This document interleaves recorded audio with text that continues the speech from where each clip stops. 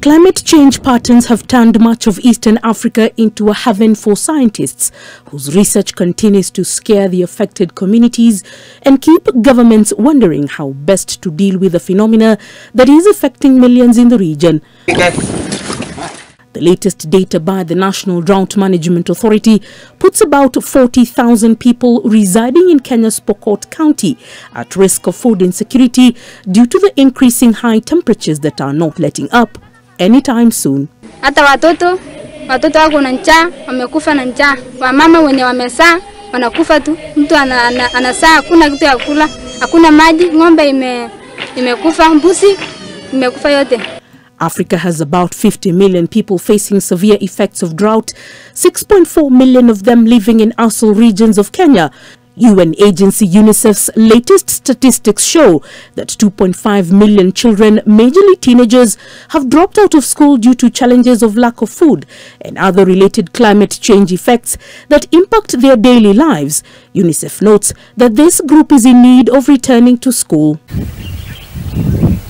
In counties like West Pokot, where pastoralism has been the major income earner over decades, the longer the skies continue to show no signs of rain, the harsher conditions get for the communities resident there. Tuko na shida mingi, especially kama saizi wakati wa ukame kidogo hivi na maji.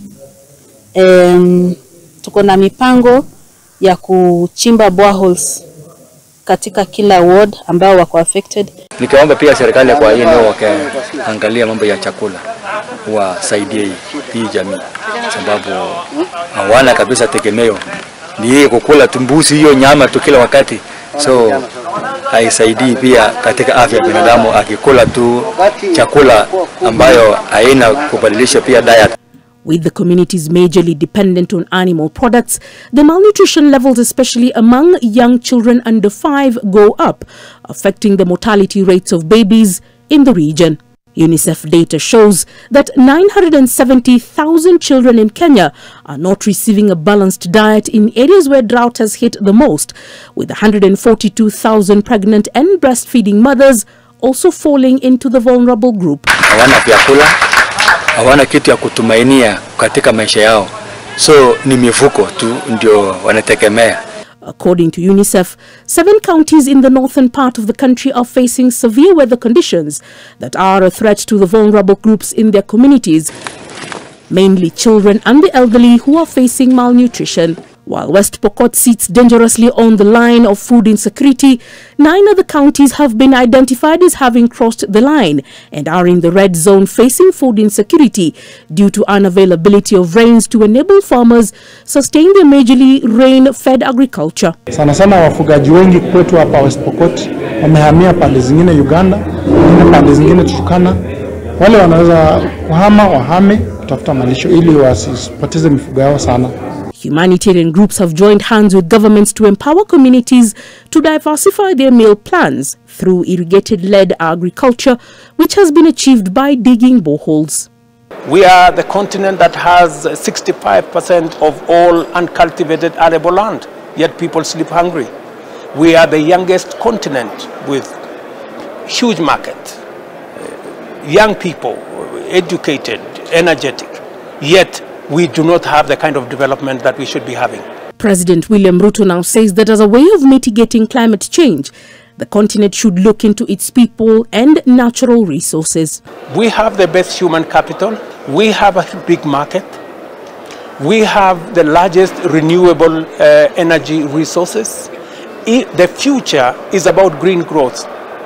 It is about sustainable agriculture. It is about green industrialization. It is about green manufacturing. While calling out the West for not enabling Africa to receive funding for such development projects at an affordable rate, he has cautioned that such moves may put the globe under serious strain if countries aren't enabled to get themselves out of such crisis. The sooner the international financial markets realize that climate change poses an existential threat to humanity, including the people in the global north. It may be Africa today, maybe in 5 years, maybe in 10 years, maybe in 20 years, we will all be sunk unless we do something about the current financial setup so that we can unlock the potential that will save the world that exists in the African continent. Meanwhile, residents of areas like West Pokot in Kenya fear that the situation could get worse soon and are calling for humanitarian assistance.